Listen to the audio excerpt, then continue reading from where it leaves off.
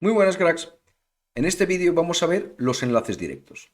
Junto a CallSupla, si no has visto el vídeo te dejo el enlace por aquí arriba, permite controlar nuestros dispositivos sin instalar ninguna app. La opción enlace directo nos permite enviar, valga la redundancia, un enlace a quien deseemos y además condicionarlo dentro de un rango de horas, de fechas, de número de maniobras o de una combinación de todos, acercándonos así al concepto de control de acceso. ¿Te interesa? Va la intro y entramos en materia.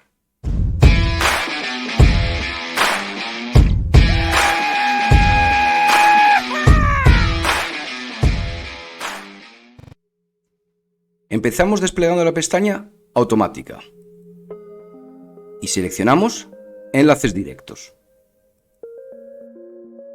Pulsamos en crear un nuevo enlace directo. Desde estas pestañas seleccionamos el elemento o entidad que deseamos controlar usando el enlace que vamos a crear. Este enlace actuará sobre las escenas, sobre un conjunto de canales, es decir, un conjunto de dispositivos, o sobre un dispositivo en concreto. En nuestro caso, la salida 1 del REL 205. Trabajemos sobre esta pantalla. Aquí ponemos un nombre interno a nuestro enlace, por ejemplo, portón de entrada.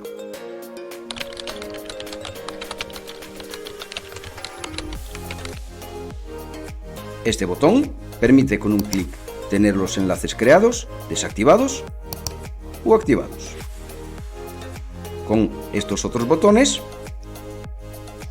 creamos el enlace asociado a una función. Por defecto viene el de lectura, que permite conocer el estado del dispositivo. Mediante activar disponemos de la función ON y solo ON del dispositivo. Mediante desactivar disponemos de la función contraria, OFF y solo OFF. Mediante cambiar dispondremos de las dos de forma cíclica. Una enciende, la siguiente apaga. Así continuamente. Y finalmente tenemos copiar estado, que replicará el estado de otro dispositivo. Aquí arriba tenemos las URL creadas con la función asociada. En el caso de lectura, read, activar turn on, desactivar turn off, cambiar toggle y copiar estado, copy. Para terminar y antes de pasar a ver su funcionamiento, resaltar estas dos últimas opciones muy interesantes, las limitaciones. Con ellas podemos limitar el acceso a nuestros módulos, bien sea por un periodo de tiempo u horas, por un número de acciones o también una combinación de ambas. Para nuestra prueba usaremos la opción de número de acciones y la limitaremos a 4. Guardamos los cambios.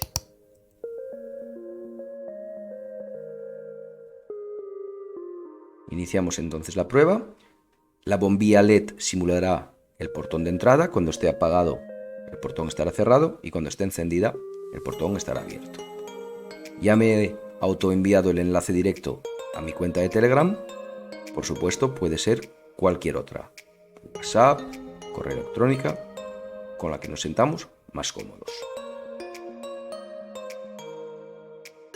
Abrimos Telegram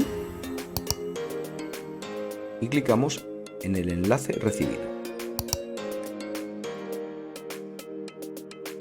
La bombilla se enciende indicando de que el portón está abierto.